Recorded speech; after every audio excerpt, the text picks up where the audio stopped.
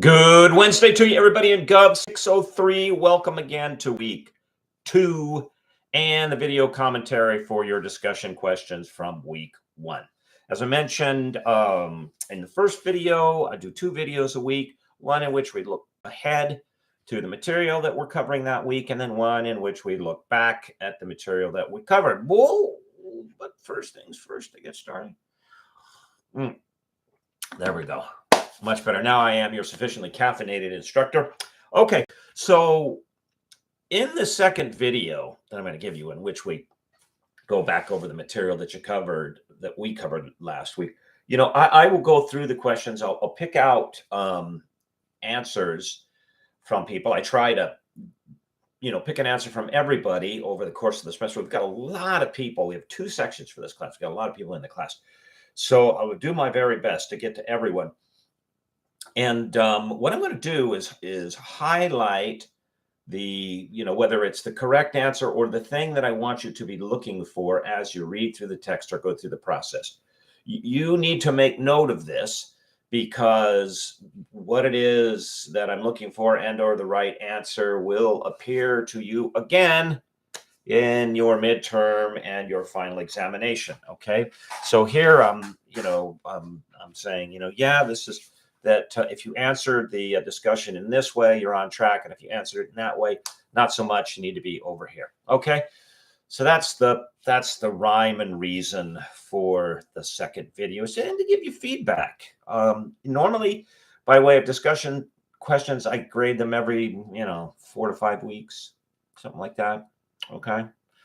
They are due at the end of the week, and if you miss that and or you don't make arrangements with me, then you're leaving points on the table, and you don't want to do that. Okay, let's.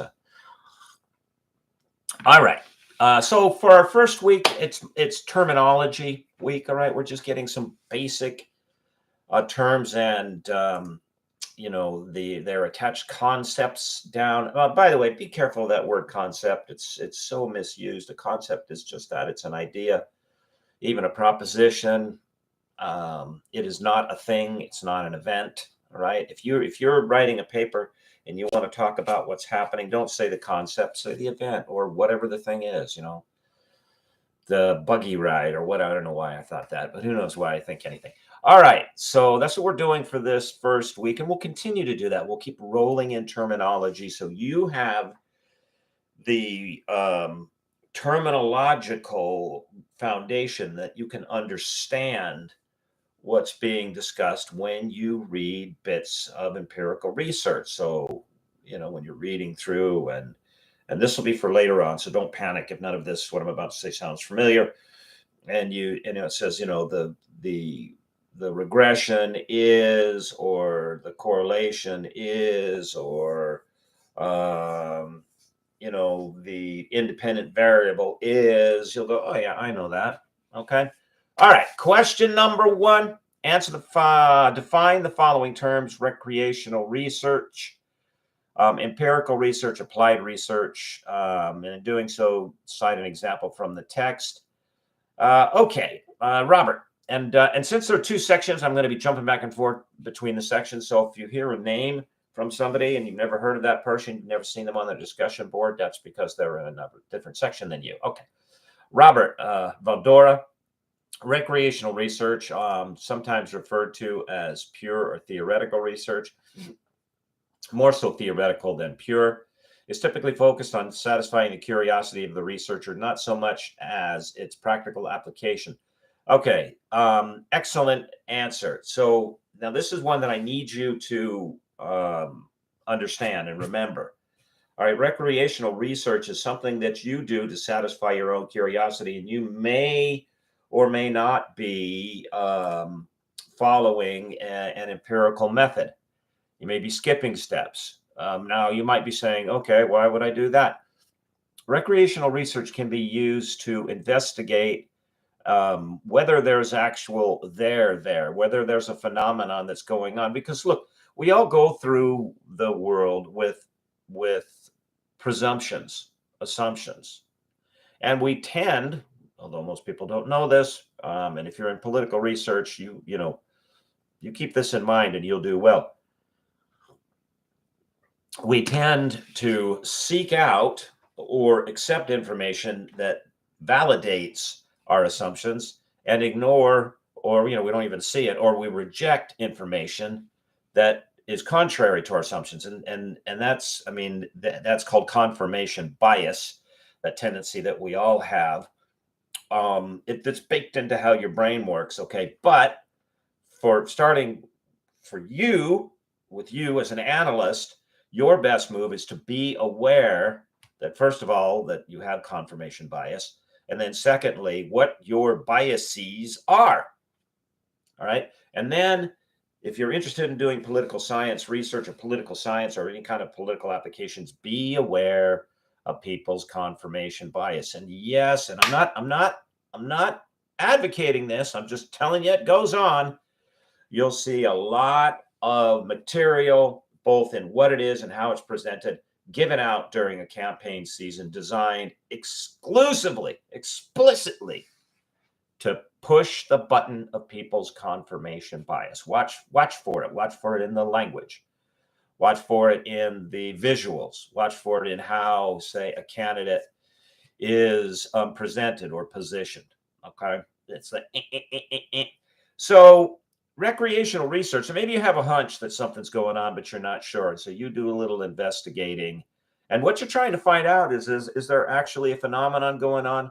Or is my belief that there's something going on a product of my confirmation bias, a product of me seeing information and input that confirms my bias and then not seeing information that does not? Okay, so but it typically lacks full rigor in the empirical process, but it's not like it's useless. All right. But so that's that particular definition I want you to keep in mind. Okay. Empirical research is a form of research that's been, again, back to you, Robert, is a form of research that requires a statement of clear hypotheses or propositions to be evaluated with actual objective observations of phenomenon. And here you cite Johnson. Relating to the above example regarding penal institutions and their effectiveness in reducing recidivism, the same research may be conducted directly apply to current methodology within the criminal justice system to cause policy reform. Okay. Recreational research falls within empirical research. However, it may not follow stringent peer review process if only conducted for personal reasons. Excellent definition, Robert. Very, very good. Okay. Lastly, applied research is empirical research with a precise and directive application to real world scenarios. This happens more often than you know. That is, you might be saying, well, why else would you do research if it doesn't apply to real world scenarios? Well, because sometimes, some questions are specific only to a thing, an individual, a process that is not widely known, experienced, interacts with the public. Okay. Or it's very, very hard to track within the public. Let's say, and I'm shooting from the hip here. Let's say educational degrees among candidates. And now I'm thinking of candidates for the office of the executive, for the presidency. Okay. You could do research to see how many candidates were lawyers. Now, you could go out and ask the public, do you think a candidate being a lawyer is important to you? They're like, I don't know. All right. But is the preparation within law school, say, if nothing else, the preparation of researching an issue and then presenting your side and arguing with somebody else, is that preparation that tends or lends people to become candidates? I once had a doctoral student do a research paper on the same question, but instead of lawyer, the variable was veteran. Okay. This may be hard to track amongst the public. All right. But you could track the instance. And in her case, she was looking at successful candidates. that those become elected that were veterans and non-veterans. And actually, to finish the story, there was, at least according to her research, there was no significant causation. That is, veterans were not elected at any higher rate than non-veterans. All right. So in this instance, you may go out and ask somebody, well, would you vote for somebody because they're a veteran? And if they say, oh, yes, yes, yes, yes. And then you look at the actual data, it's like, no. Okay. So anyway, so applied research, empirical research, precise direct application to real world scenarios to maintain the theme of the criminal justice. Applied research may involve a specific local or state law enforcement agency observing an increase in overdose fatalities and illicit substance related arrests and looking at other entities which experience similar issues and finally collecting data on what methods were or were not effective. Okay, excellent definition, one and all three of them. All right, good job. All right, question number 2. I asked you to and I'm sorry this question was not worded as clearly as it could be. All right, I asked you to get on the web and identify the following graphs used in chapter 1. That is, I wanted you to look at a scatter plot, bar graph, and a line graph, and describe them and what are they for? Okay. I'm going to use my magic pad here. We'll trot this out during various times in the semester. All right, to explain this. Okay, so there are a number of ways that you can communicate data to your readers or listeners, if you're at a presentation. And which way you choose is dependent upon what you want to say about the data. All 3 of these representations, scatter, line, and bar graphs, charts, whatever words are interchangeable there, can be used for the same data set, but they communicate different things about the data. Let me give you an example. Right now, I'm going to use different types of data, but I'm going to explain what it is that each of the graphs is saying about the data. Okay, so you may have seen in the news that there are those out there that they've got their hair toy in a bunch, their hair bun, I guess, for both men and women. That there's a new COVID variant. Here it comes. And if I sound skeptical, it's because I am. And I'm going to actually give you some data concerning COVID and severe COVID related outcomes later in the semester that you'll get to work through as a statistician that has political implications. But so let's keep me out of it. Okay. We know, because of emerging data from the last COVID business, that the vaccine that they developed causes, in some who receive it, damage to the muscle that is the heart. Okay, and when you have damage to a tissue, the reaction of your tissues when they're damaged is to inflame, to swell up. So if you get a scratch, that redness, that's inflammation. If you get a infection in your throat, that soreness and your throat constricting, that's inflammation. Well, the Latin word for inflammation is itis. So whenever you see that word itis, that means inflammation. Tonsillitis, inflammation of the tonsils. Appendicitis, inflammation of the appendix. In this case, in the case of the giving of the vaccine, it caused a damage and inflammation to the heart, and the heart muscle is called the myocardium, and so that's myocarditis. All right. So what if we wanted to present the data? We gathered the data from people from all ages, like newborn up to say 60, and we wanted to see incidence of myocarditis. And what we're interested in, particularly in presenting our data, is are there any clusters? Are there any age groups in which the incident of injury was particularly prevalent? All right. In that case, an excellent choice for presenting that data and visualizing that is a scatter plot. And let me show you why. Okay, so here's our scatter plot. So down here, we have the age of people that received the vaccine from 0 over to 60. And up here, we have the incident of injuries.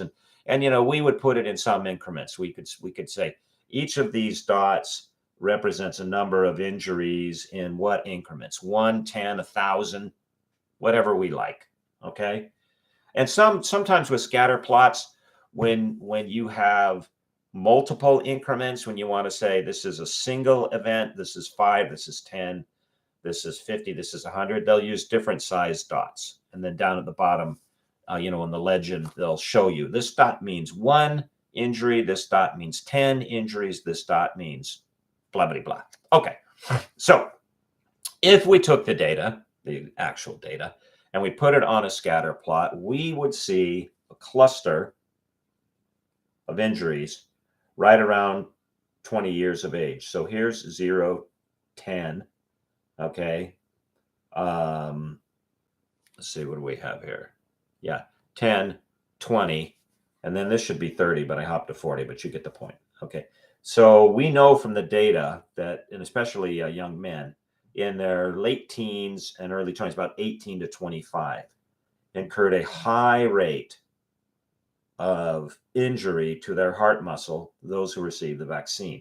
So what we want to do is we would plot that in such a way that says, within a certain group, is there a greater incidence of this thing, in this case, injury from a vaccine, than in these other groups? So a scatter plot is a good starting point to tell you where a phenomenon is concentrated, what's going on. And then you can look within that group to say, how many shots, like say, vaccine plus boosters did these 18 to 25-year-old get, and what was the rate of myocarditis amongst these 18 to 25-year-olds? Okay. Next graph, that is the line graph. The line graphs are excellent for showing 2 or more phenomenon in relationship to each other by way of trend, especially across the timeline. All right. Let me give you an example. But first, let's say I wanted to examine my productivity in making videos in relationship to my consumption of coffee. Okay, so this could be recreational research, but it's applicable to me. All right, and I tracked the number of cups I drank over a period of time, say throughout the morning. Let's say from 8 to 10 a.m. And then I tracked the amount of videos in terms of the total time that I was able to crank out. Okay, and then I plotted those two on a graph. I could use a line graph to express that, in which here in line graphs typically have legends that tell you what data is what. The number of cups of coffee in cups is represented by a dotted blue line, and the videos in total, I don't know why that T got crossed, should be an L. Total time is represented by a solid black line. So here's the time, here's the quantity. All right, so when I start out, from when I first start, and these are the cups, this is the amount of cups of coffee I'm drinking, and then here is my productivity in time of video until I reach a certain point in a certain time where I've had so much coffee, now I'm just jacked with caffeine and I can't concentrate and sit still, and my productivity goes down, but my coffee consumption continues to go up. Line graphs are excellent to present data that trend and in relationship to one another. Okay, bar graphs. Bar graphs are good for representing relative value of similar, same things in different environments or over different stretches of time. All right. Let me give you an example. I work a lot in the not-for-profit world. All right.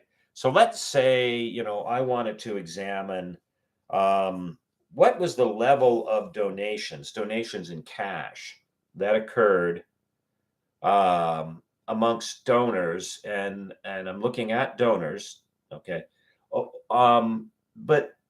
But sorted out by, say, people who've been donating to the organization for, just like a year and a half, or people who've been donating to the organization for, say, 4.5 years, or people who've been donating to the organization between 5.5 and 6.5 years. So I went back through the data and I assigned those timestamps. It could be 1 year, 2 year, 3, or whatever I want, whatever I'm interested in, why it is I'm interested in. And I counted up the donations made by all of the people that fit into those time categories. A bar chart would be an excellent way to represent that. Okay, and it might look something like this.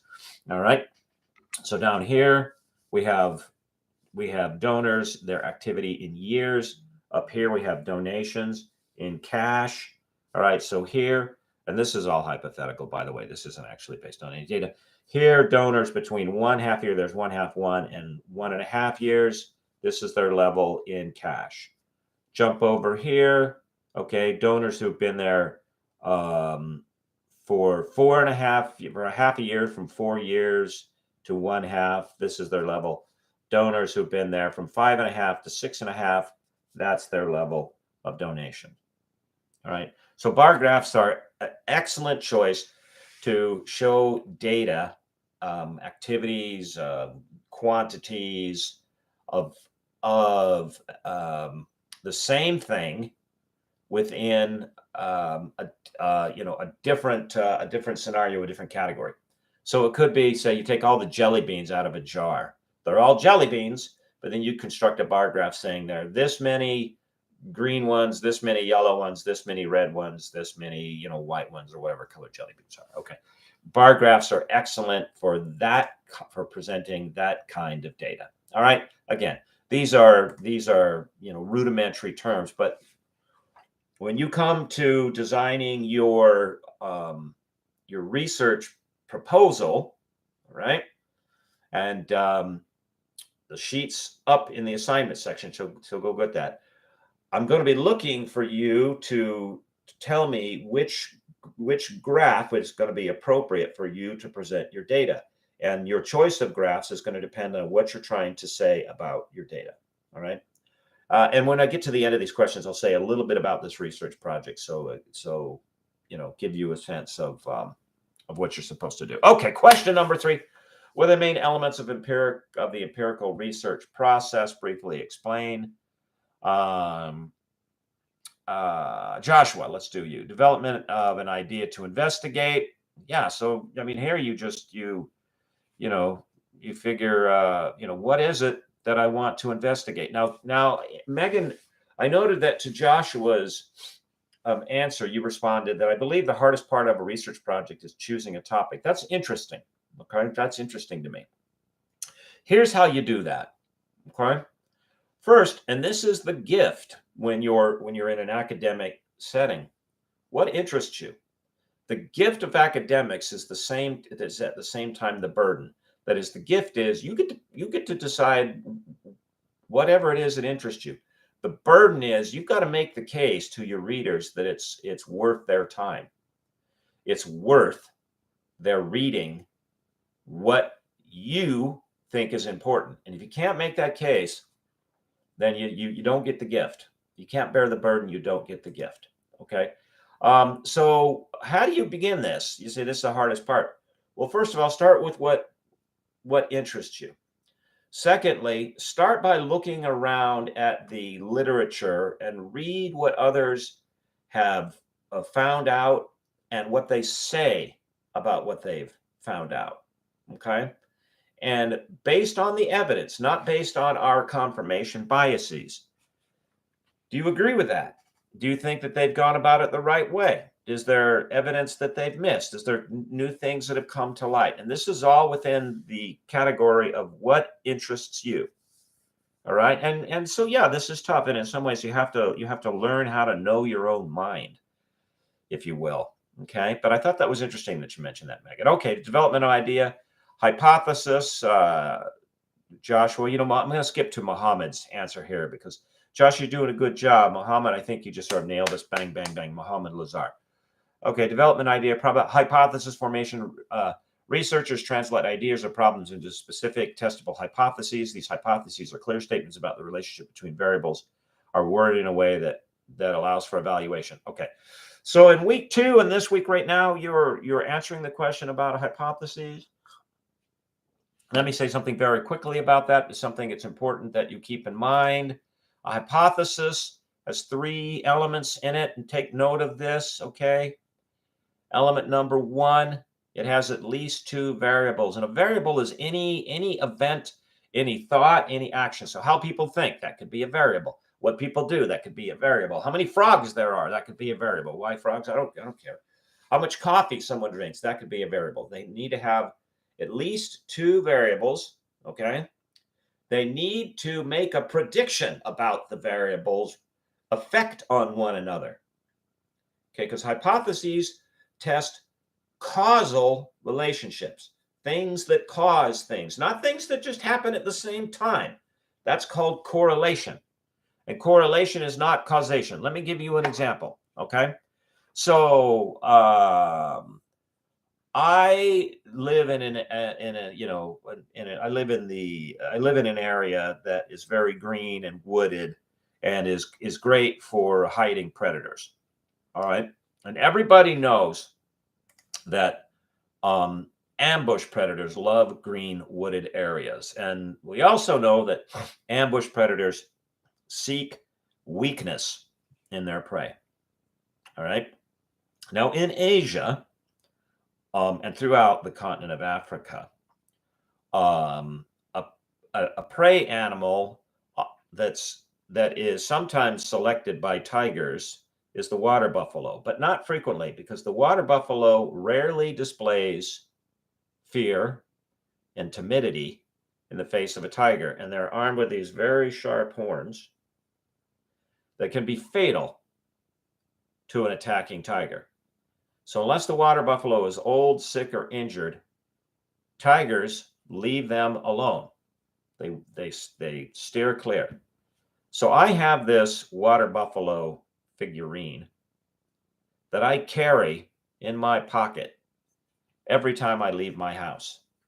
And each time that I leave my house, I have noted, carrying this water buffalo figurine, I have never seen a tiger. This water buffalo figurine keeps tigers away from me. That's correlation. That is, me carrying a figurine and not seeing tigers.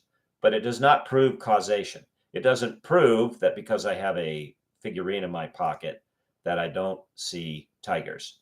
That's the second part of a hypothesis. 1, at least 2 variables. 2, you make a causal prediction about the relationship of one to the other. And then number 3, that causal relationship has a direction.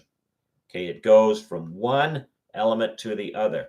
So in this case, the hypothesis would be carrying the figurine, not seeing tigers. Not seeing tigers. When I don't see tigers, then I go get the figurine. No, that would be a direction in the other way. That would be the other direction, right? That's a hypothesis. Hypothesis, test, causal relationships. Let me say it one more time. Hypothesis, test, causal relationships. So you must have a prediction about the cause of this variable to that variable. All right. I want you to you need to remember that. Data collection, higher empirical research involves collecting and analyze data to test hypothesis. Back to Mohammed, correct. Interpretation and decision researchers analyze the collected data to determine if the results align with their hypotheses. Okay. Or better put, they take the data and use them to test their hypotheses, not if they align with their hypotheses. Okay. You put the hypothesis to the test. You know, this is the beauty of empirical research. There is no wrong answer.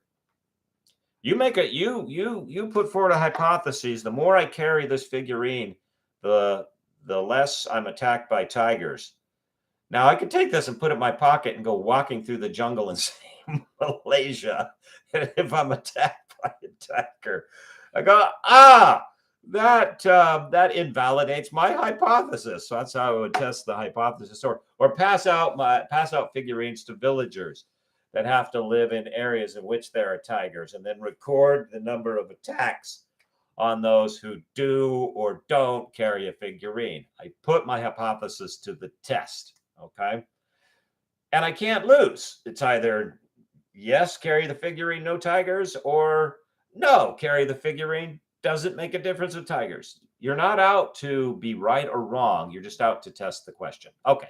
Modification and extension, depending on the results, researchers may accept, modify, or abandon the hypothesis. Okay. And then here again, I want you to sort of tweak how you look at this. You don't abandon the hypothesis. You say that the hypothesis is supported or the hypothesis is not supported. The hypothesis is validated. The hypothesis is invalidated. Now, when you get a little further down into empirical quantitative research, the term that's used, and it's really weird. I think it comes, from Germanic thinking. If the hypothesis turns out the way it's written, that is, the more I carry this water buffalo figurine, the less I'm attacked by a tiger, then I would say the hypothesis is supported. But if it turned out that I carry this, or I give it to a bunch of other people and they carry this water buffalo figurine, and they're still attacked by tigers, there's no reduction in tiger attacks for carrying this water buffalo figurine, then the expression would be the null hypothesis is supported. And what I mean by, I think it came from, some Germanic thinking. It's almost like saying, the more you carry the water buffalo figurine, the less you're attacked by a tiger not. Okay, understand that? All right, so you're looking to see if the hypothesis is supported or not supported. Okay, and there you go. Okay, good answer, Mohammed, as well as Joshua. Okay, finally, question number 3. Let's wrap this up because I try to keep all of these within a half an hour, and I see we're right at that. Okay, question number 3. What are the assumptions of the empirical research process of the assumptions, which in your opinion is most likely to invalidate the results of a research project? Okay. Mohammed, I'm going to go back to you again because I like what you did. So you go through, you define them, and I'm not going to, spend time with that because they're really straightforward here. Realism, the assumption that there is a real world that exists independently of observers. Materialism, belief that only concrete and observable entities have causal influence. Denial of supernatural causes, rejecting explanations that rely on mysterious or unobservable forces. Regularity, the conviction that natural phenomenon exhibit patterns that can be understood through reason and observation. Look, I'm a religious man. I'm a Christian. And to me, these building blocks of empirical research are pillars of support for my Christian faith. All right. We live in a, one might even say, boringly regular world. Things happen with predictability. And one of the things that happens with predictability, with no exceptions that we've yet to find, is everything that is created has a creator. Like you take this pen or, our water buffalo figurine. Who made this pen? I don't know. But what I do know is the pen didn't make itself. Okay? See where we're going? Okay. Verification, falsification, statements about the world must be supported by empirical evidence and data rather than blind faith or bias. Okay. Confirmation bias. Okay. Irrelevant and preferences. Researchers should minimize personal values and bias that could influence their acceptance or rejection of empirical claims. Theory and causal explanations. The goal of science is to develop general verified explanation theories or laws, which it does, and which, again, these become supports for my faith, not contradiction. Okay, but here's the interesting part I wanted to get to. So, Mohammed, the assumption of irrelevance and preferences is most likely to invalidate the outcome of a research project. Correct. One of the things that you must be cautious of as a researcher is not to let your personal bias creep in, and that usually impacts your research by the exclusion of information. I'm going to be watching your papers quite carefully to make sure that you are covering the full range of data, not just data that supports your position or your opinion. Don't do that, right? Our job as researchers, okay, we're here to be investigators, not advocators. Now, I'm not saying that you don't advocate for a cause. That's not what I'm saying. Learn how to be an empirical investigator.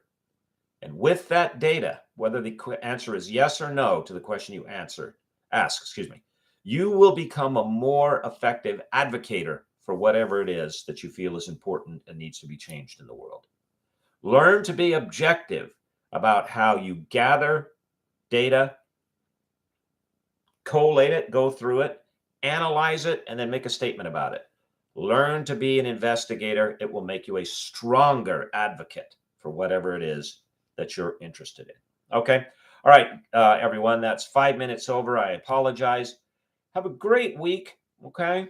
If you have any questions or you need anything, please email me through Canvas. Some of you are coming in through other email, and I'm running my heels off trying to keep up with emails, and it really helps me if it's in one place. All right. Thank you so much, everybody, for your attention. I will see you on Canvas. Bye-bye.